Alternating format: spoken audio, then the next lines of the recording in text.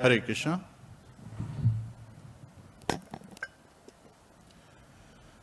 Om Namo Bhagavate Vasudevaya. Om Namo Bhagavate Vasudevaya. Om Namo Bhagavate Vasudevaya. Narayanam Namaskritya Naram Chaiva Narottamam Devim Saraswatim Vyasam Tato Jayam Udiriyet Shavtam Swakatha Krishna Punya Shavana Kirtanaha Hridayantastohya Bhadrani Vidhunoti Surhasatam Nashtaprayasha Bhadreshu Nityam Bhagavate Sevaya Bhagavate Uttam Shloke Bhaktir Bhavati Naistiki. Hare Krishna. So today we'll be covering Srimad Bhagavatam, 8th canto, chapter 10, the battle between the demigods and the demons. So this battle is actually distributed in two chapters, chapter 10 and chapter 11. So we'll be covering chapter 10 today. Srimad Bhagavatam, 8th canto, chapter 10, first verse. Shri Shuka Uvacha Iti Danav Daiteya Navindanamritam Nripa Yuktah Karmani Yattascha Vasudeva Paranmukha. Shri Shuka Uvacha. Shri Shukdev Goswami said, Iti, thus, Danava Daiteyaha, the asuras and the demons, na, not, avindan, achieved the desired result, amritam, nectar, nripa, O king, yuktaha, all being combined, karmani, in the churning, yattaha, engaged with full attention and effort, cha, and Vasudeva, of the Supreme Personality of Godhead, Krishna, Paranmukha, because of being non-devotees. Translation by His Divine Grace S. Bhaktivedanta Swami, Srila Prabhupada. Shukdev Goswami said, O king, the demons and daityas, all engaged with full attention and effort in the churning of the ocean, but because they were not devotees of Vasudeva, the Supreme Personality of Godhead Krishna, they were not able to drink the nectar. Hare Krishna. Om Ajnana Timrandasya Jnananjana Shalakaya Chakshurunmilitam Yena Tasmai Shri Guruve Namaha Mukham Karoti Vachalam Pangum Langhayate Girim Yat Kripatadham Vande Shri Gurum Dinataridam. Hare Krishna, Krishna Krishna, Hare Hare, Hare Rama, Rama Rama, Hare Hare. Hare Krishna. So, previously in chapter 9, the Lord incarnates as Mohini Murti. And how, as Mohini Murti, he distributed nectar was described. And there, Lord, as soon as sun and moon identified Rahu, he cut off his head. And at that time, after, he resumed his original form as Vishnu, having cut off, beheading Rahu, he got onto Garuda and went back to his abode. And after that, means again, As Shukdev Goswami is describing this whole incident to Parikshit Maharaj, Shukdev Goswami also provides his conclusion. So at the end of chapter 9, Shukdev Goswami is saying, Evam sura sura ganaha samadesh kala hetvartha karma matayo api phale vikalpaha tatramritam suraganaha phalam anjasapur yadapad pankaja raja sharanam na daityaha.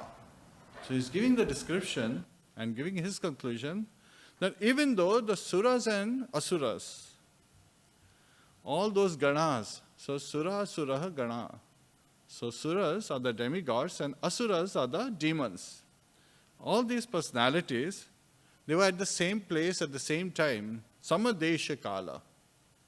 Right?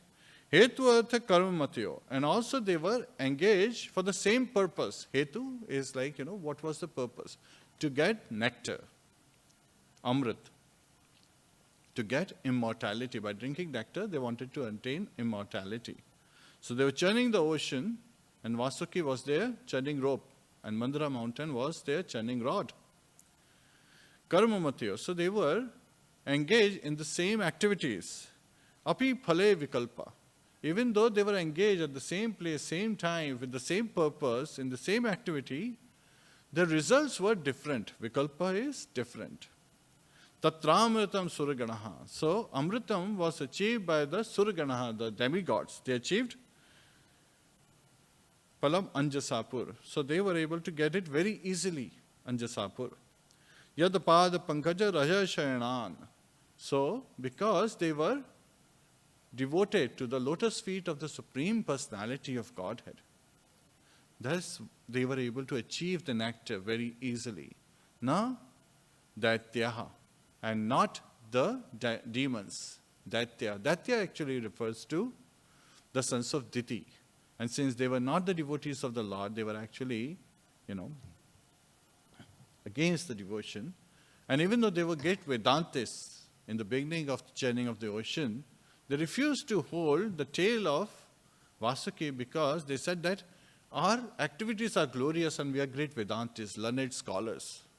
So even though they were great learned scholars, they were not able to achieve. So again, Chaitanya Mahaprabhu, in his pastimes, he shows how the Vedantists, they invited him. Yet at the same time, Chaitanya Mahaprabhu identified that, these Vedantists, they couldn't easily become devotee of Lord Krishna was because they were offenders.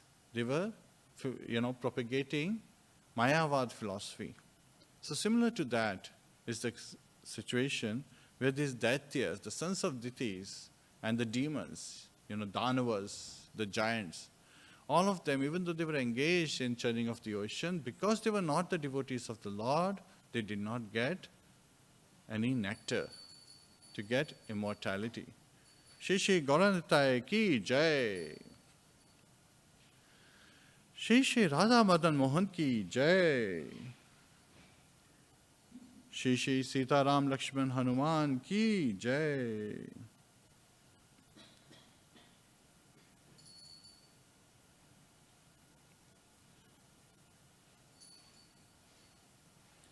Srila Prabhupada ki jai, Anant Kori Vaishnavind ki jai, Go Premanande, Hari Hari Bo.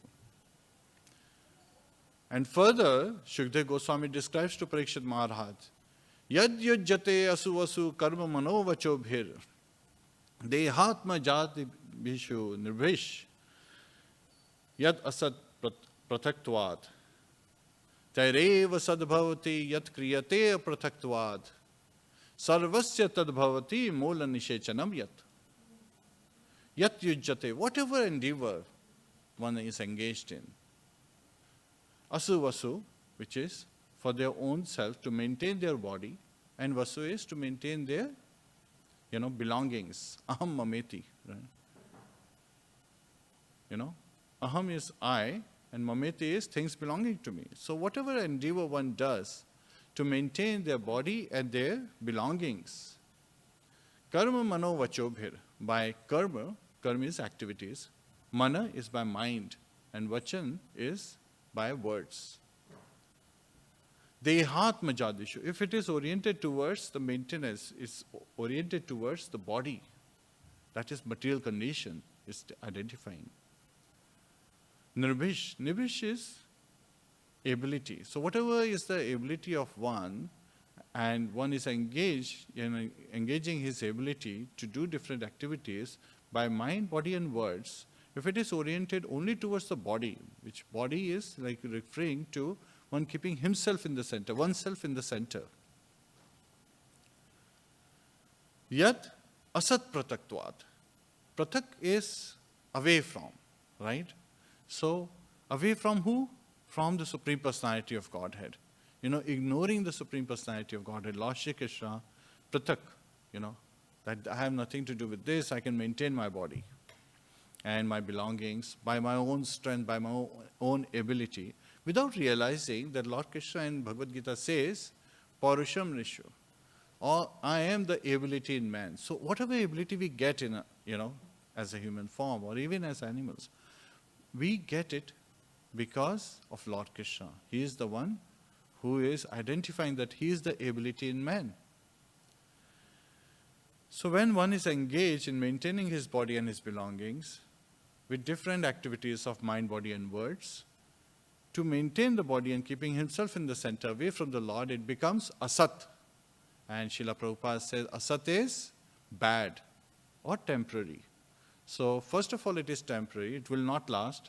And second is it's bad is because we have a great opportunity to go back home, back to Godhead in this human form of life. But we are wasting it, that ability and that blessing of human form of life, in engaging in frivolous activities, in satisfying our senses. And that sense gratification will result in a bad situation, because one who is such engaged in sense gratification falls down to lower planets and has to suffer in the future lives. Taireva sadbhavati yat kriyate prataktvad. However, taireva sadbhavati, the same activities can become sat. Sat is eternal and good, all benefiting. Yat kriyate aprataktvad, if they are performed without that distinction in keeping Lord in the center.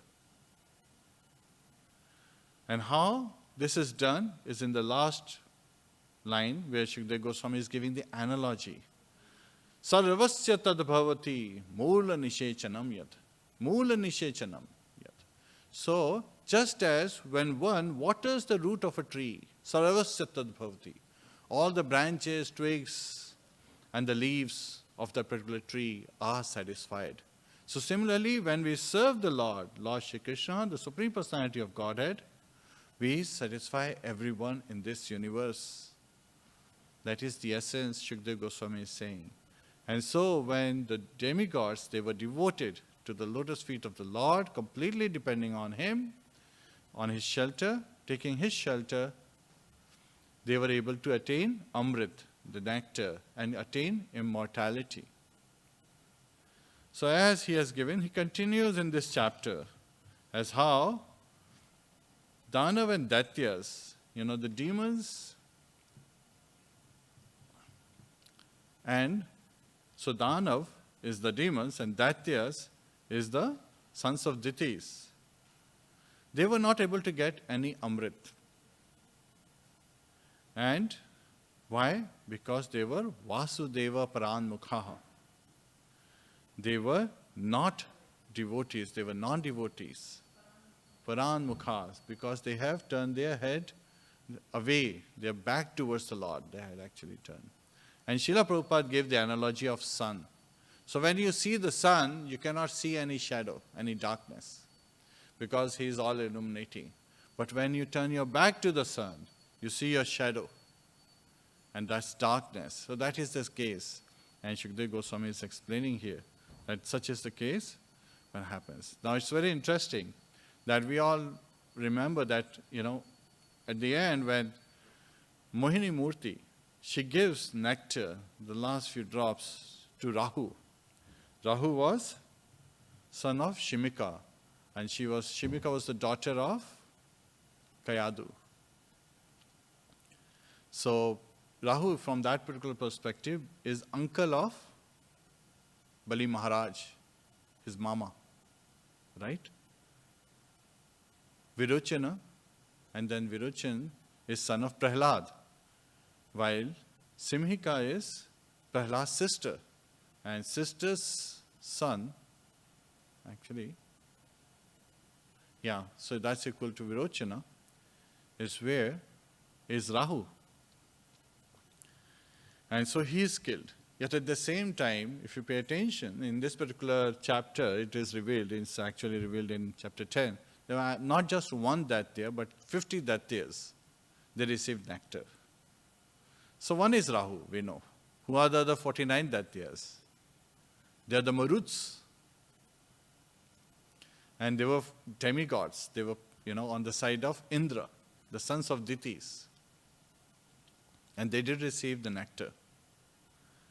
So and again, it's very interesting to understand how Maruts came into being. It just so happened that right after Hiranyaksha and Hiranyakashipu were killed, and Diti, she was feeling great envy towards Indra. She wanted so much so that she wanted to kill him. So she was hoping to get a son who would kill Hiranyakashipu and Hiranyaksha. So she served Kashyapa Muni, her husband, very nicely, completely satisfying him, and then he asked, "What do you want?" And at that time she said that, "I want to have a son who would kill Indra." And hearing that, Kashyapa Muni lamented. He said, "Oh, what have I done? Why did I ask?" Yet at the same time, devotees, they are blessed. So he actually, in giving the solution, he actually engaged her in devotional service. So he engaged her in performing some sacrifices and austerity, which are, as part of the devotional service, serving the Supreme Personality of Godhead.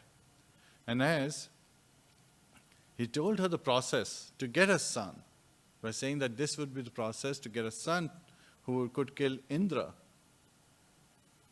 this words also spread to Aditi, her sister, who was also married to Kashyapa Muni. And Diti very religiously, very devotedly engaged in performing this sacrifice every day. Now Aditi, she immediately called Indra. She said, "Diti is performing this sacrifice to kill you, so that she get a son who would kill you." And Indra, realizing, he goes to Diti and says, "I want to serve you." And so Indra is every day bringing the various paraphernalia for the sacrifice so that Diti would get a son who could kill Indra. Now that looks like a very magnanimous situation, but actually Indra has his own personal motive. His motive is, as soon as he gets an opportunity, he would kill that son. So once it so happened that Aditi goes to bed without cleaning her mouth. So she is in an impure state, and this gives an opportunity to Indra to enter her womb through her mouth. And when he sees her embryo, it's glowing like gold. And he immediately takes his thunderbolt and cuts that embryo into 7 pieces. But to his amazement, that embryo, when cut into 7 pieces, turns into 7 embryos. And they are crying out, "Why are you killing us, Indra? We are your brothers."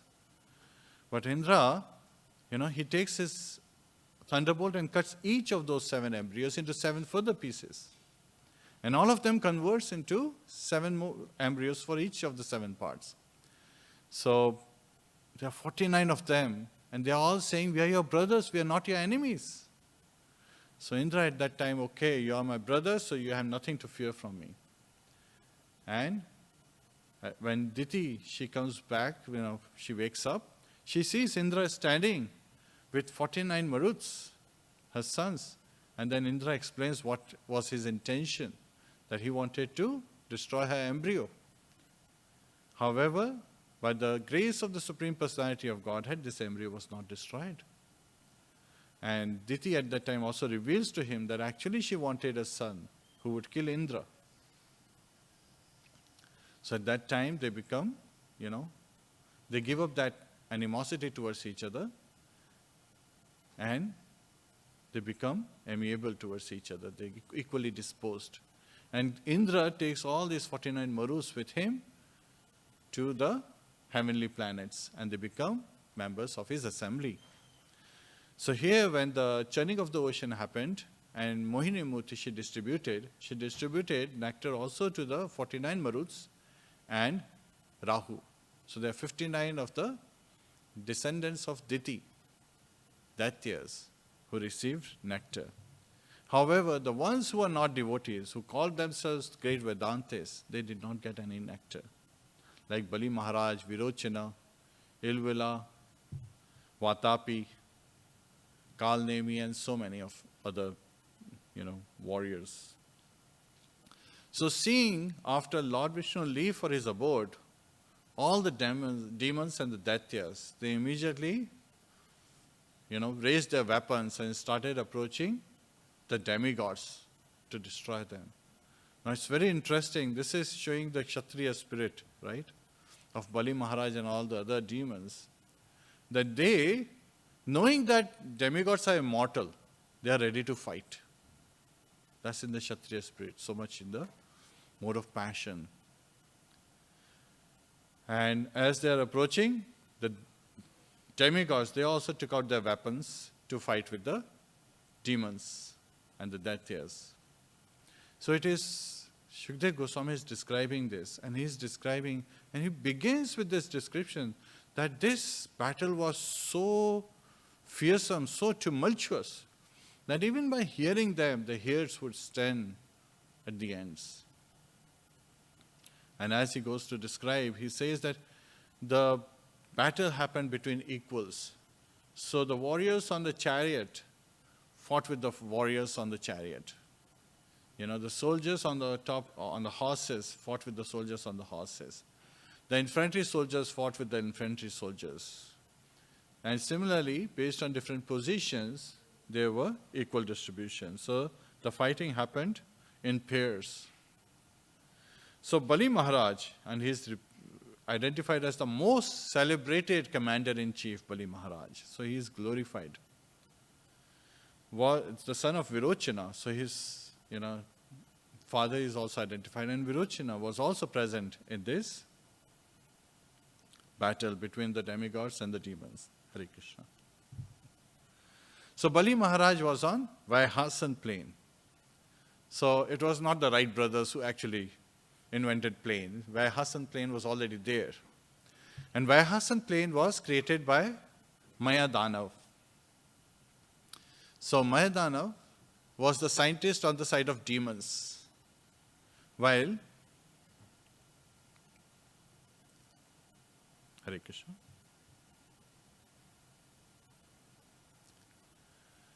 So as the battle ensued, and Bali Maharaj, he fought with Indra. Indra was seated on Airavat. Airavat was, the elephant that came out, the four-tusked elephant that came out from the churning of the ocean. And as the fight ensued, Brihaspati was fighting with Shukracharya. And as I was identifying, Mayadana was the scientist on the side of Danavas. And he is the one who had created this Vaihasan plain, which was inconceivable and unimaginable. Means again, you cannot conceive it. And it was amazing because sometimes it would appear and sometimes it would disappear. So it could become invisible. And it was, equipped with all kind of equipments like weaponry that could be sufficient in any kind of battle. So he was very well equipped, and he was surrounded. This plane was surrounded by Bali Maharaj's generals. They are described. And Virochana was among them, his father was also in one of the chariots. And as the fight continued, again the description is given, like as Bali Maharaj was fighting with Indra, Kartikeya was fighting with Taraka, Varun was fighting with Heti, Twashta with Shambhara, the sun god was fighting with Virochana. Now sun god is described second time as well, that he was also fighting with the 100 sons of Bali Maharaj. So it seems like as they were fighting, sometimes the parties would change, right? So sun god was definitely very heavy on the grandfather, that the grandsons came and started saving. And who was, the 100 sons of Bali Maharaj, they were headed by Bana. Banasura was later on. He has also had a fight against Lord Shiva, with Lord Shiva, supporting him. While here in this particular battle, Lord Shiva is fighting from the side of demigods. So it's very interesting as how parties keep changing all the time. The two Ashwini Kumaras, they fought with Vishwaparva. And so the fighting continued. Shumbha Nishubha, they were fighting with Durga Devi, who was in the form of Bhadrakali. And she was fighting so ferociously that after some time, even demigods became concerned. And it was Lord Shiva who had to intervene to stop her from killing the demons. So we all know that particular form of Bhadrakali as how she was stopped from annihilating the hordes of demons. So here there are some personalities who are described, like Ilvala and Vatapi. It's very interesting to see how they were. They were not destroyed in this particular battle, but they were destroyed later on. But these Ilvala and Vatapi were actually sons of Halad, the older brother of Prahlad. So Kayadu, she had 4 sons, Samhalad, Anuhlad, Halad, and Prahlad. So Halad, he had these 2 sons, Ilvala and Vatapi, and they were mystics. And they, later on, is described that they used to live in the south of Vindhyas, the Vindhyachal area, in the southern India area.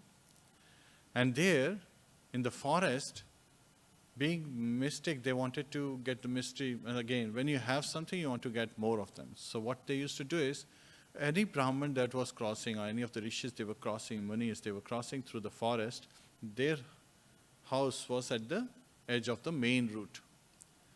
And they would invite these Brahmanas, the rishis, the munis, to come and take rest and have some prasadam with them. But then the trick was, Vatapi could turn into a form of a ram. And Ilvala would sacrifice this Vatapi and cook food from his flesh and serve to the Brahmanas. Now there is a description as why Brahmanas or rishis would eat the meat is to maintain the ecological cycle. There is a perfect reason, scientific reason given in the Shastras. But what would happen is, after they have eaten Vatapi, Ilvala would call out, Vatapi atra gacha. Oh Vatapi, come here. Atra, here, gacha. Come here. So the intention was to come out from the stomach of those rishis, and Vatapi would take his form of ram and burst through the stomach of the rishis, killing them. And then the 2 brothers would distribute whatever was the mystics, potency, as well as the belongings of the sages. So people realize that whoever takes the main path never comes out from the other side. They just vanish. So they started giving warning, don't take the main path, and people would go around the forest to stay alive. Once it so happened that Agastya Muni, he was traveling and he took the main path. He was a very bold personality, so he took the main path. And as Agastya Muni was in the path, he came around the house of Ilvala, and Ilvala immediately, with Vatapi in the form of ram, invited Agastya Muni to come at his house and have prasadam and rest a little bit. So Agastya Muni, he accepted the invitation. He went there. And as he was, after the sacrifice was performed, he was taking the remnants of the sacrifice, which is none other than the cooked flesh of ram. He slowly, put his hand, sometimes when we feel like digestion, he put his hand on his stomach, slowly rubbing it in a circular fashion. He says, Vatapi jirno bhava. Vatapi, get digested. Now, Ilvala, not knowing, unaware of that his game is over, he says, Vatapi atra gacha. Oh, Vatapi, come here. Nothing happened. Then he again, little loudly, he says, Vatapi atra gacha. Vatapi, come here. Nothing happened. And then Agastya Muni, he slowly smiled. He said, didn't you hear? I said, Vatape jino bhava. Vatapi, get digested. He is not going to come out. Your game is over. And at that time, Ilvala, he became angry. And he, attacked the sage. And all the sage did was open his eyes wide and immediately burned Ilvala to ashes. So it was at that incident that Ilvala and Vatapi were destroyed. Anyway, here, as the battle is ensued between the demigods and the demons, and it's being fought in pairs,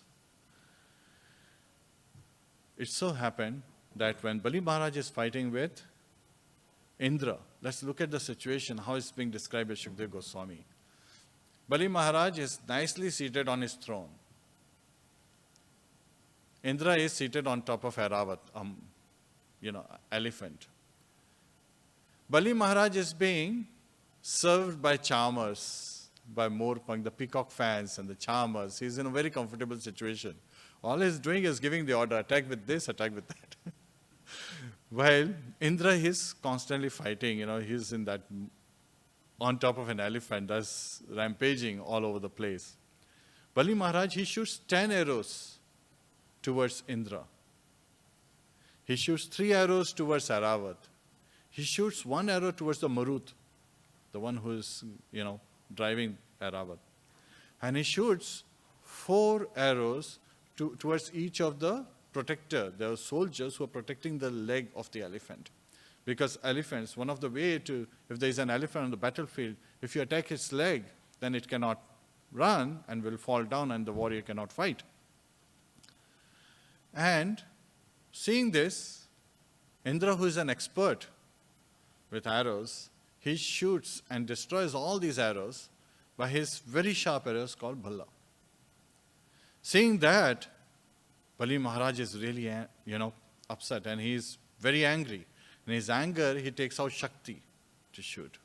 And he takes Shakti out, and Indra is so expert that before even Bali Maharaj has shot, he destroys Shakti when he is still holding in his hand.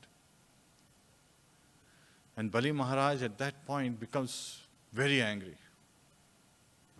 And he, as we know, the Danavas and Daityas, they are great illusionists, mystics. So he makes a mountain appear on top of the army of the demigods upside down. And there are burning trees falling on top of the soldiers and the warriors on that side of demigods. They're getting destroyed. The boulders and rocks, they are falling on the soldiers. And there is a constant tumultuous situation in the army of the demigods.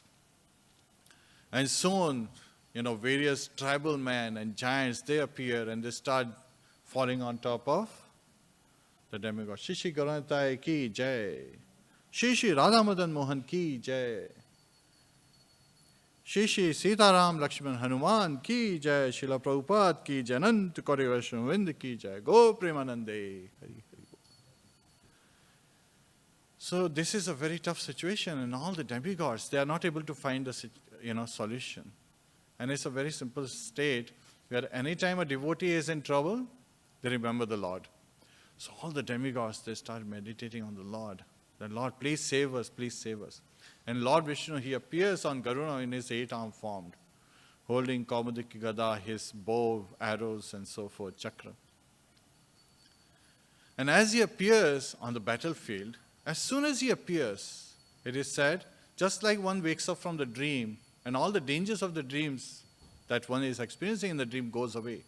Similarly, all these illusions, they immediately vanish. And at that time, Lord appears and is, on the side of demigods as he is fighting. Kalnemi, he is riding the lion. He attacks the Lord. He throws his trident towards Lord Vishnu. And Lord Vishnu very easily catches the trident and kills Kalnemi and his lion with the same trident. Now the reference of Kalnemi is also very important. Because after being killed, Kalnemi, he takes birth as Kamsa. While Kalnemi, he was an attendant and relative of Hiranyakashipu, had 6 sons. They are also referred to as Shadgarbhas. Now these Shadgarbhas, they became Daityas, they became actually demons, because they were the Shadgarbhas who had laughed at Lord Brahma after the sin he had performed. So, because they were cursed and they became demons, they were afraid when Hiranyakashipu had gone to perform tapasya, to get that boon for immortality. And so, they were thinking that the demigods attacked and they took away Kayadu. We can get killed by the demigods. We don't want to get killed. So, they performed great sacrifice and austerity, and they got the boon from Brahma that they will not be killed by the demigods. And they will also not be, enemy of demigods. So there was an agreement they reached. When Hiranyakashipu heard, and he saw that these Shadgarbhas, they are not participating in his assembly anymore, he actually cursed them. So this is Hiranyakashipu, a Daitya, a demon, cursing Shadgarbhas, the sons of Kalnemi, that in their next birth they will be killed by their own father. You don't want to be killed by the demigods? Okay, you'll be killed by a demon. So Kamsa appears, as the next birth of Kalnemi, and Shadgarbhas, they appear as the first 6 sons of Devaki. And they're killed by Kalnemi in their very next birth. So here, Kalnemi is killed by Lord Vishnu. Now the Acharyas have revealed that Shukracharya, by his potency, he brings him back to life, and many other Daityas who were being killed by Lord Vishnu, he brings them back to life. And then Lord, he again kills them. So the Lord also kills Mali and Sumali and Malyavan who attacked him.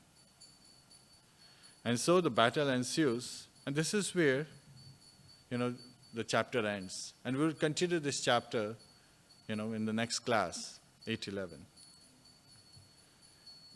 And as it is very nicely described that Durga Devi, she is Shumbha Nishumba, she is fighting with them. Even Lord Shiva is fighting from the side of demigods. However, it's very interesting that later on, Banasura's reference is given. We earlier covered, when we were covering 10th canto, as how Banasura was a great devotee of Lord Shiva. And Lord Shiva is known as Ashutosh, right, who's very easily pleased.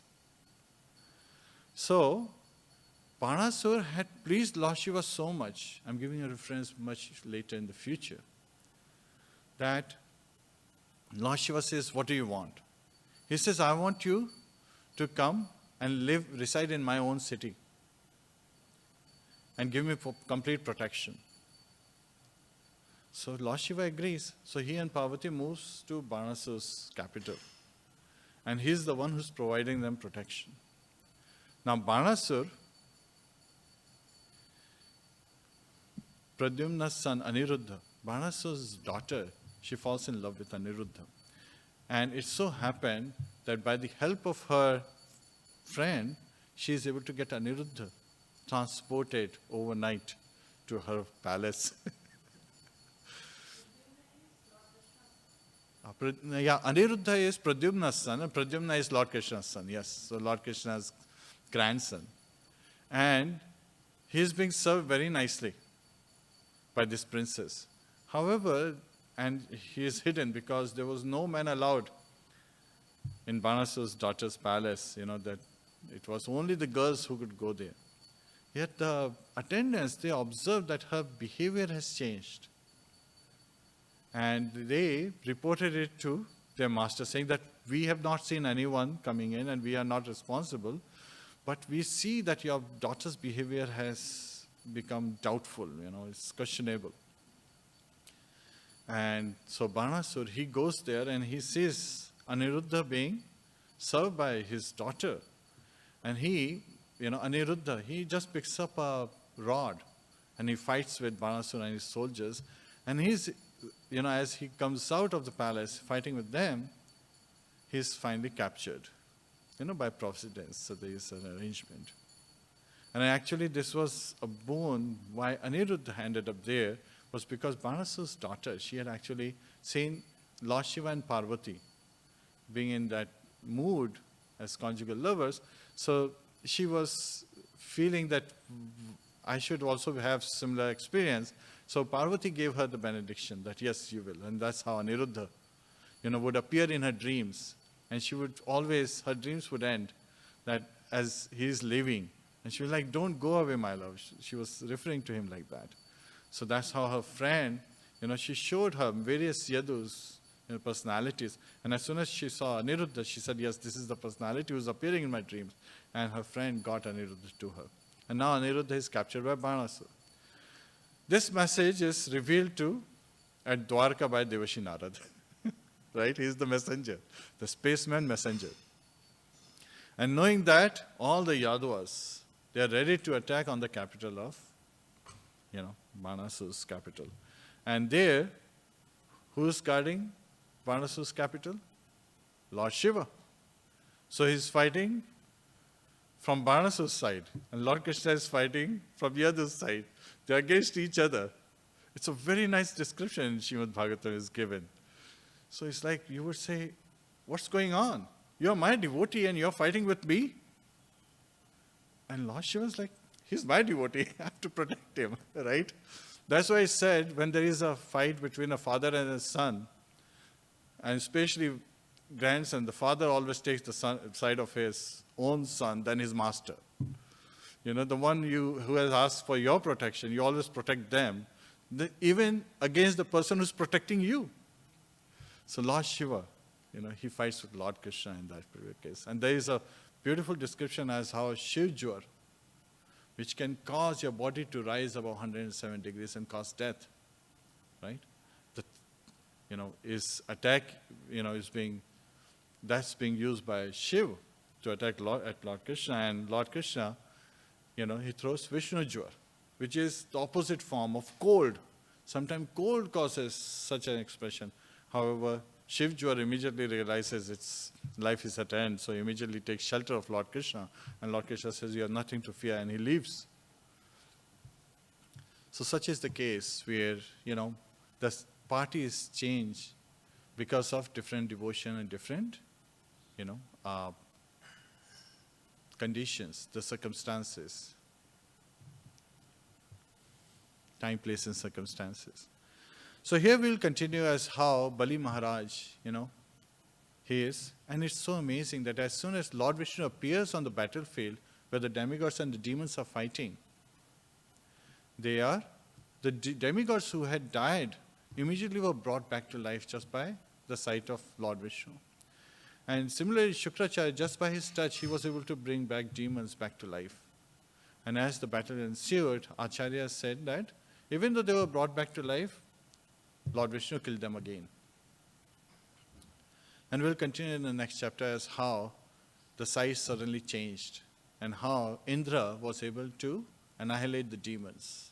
So when it's referred to Indra was able to annihilate the demons, Indra and the demigods, together they were able to annihilate the demons. Hare Krishna. So such is the blessing that just by being a devotee of the Lord, you can get all that you seek. And you become victorious even in tough situations where you're not able to do it by your own strength, just by the mercy of the Lord.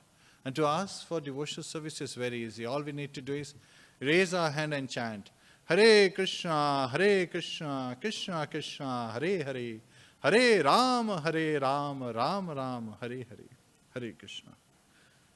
Kantra Srimad Bhagavatam ki jai, Srila Prabhupada ki jai, Anant Kori Vaishnavind ki jai, Go Premanande, Hari Hari Bol.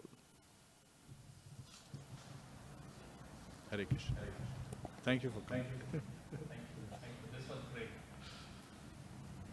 I used to live not very far from Vindhyachal.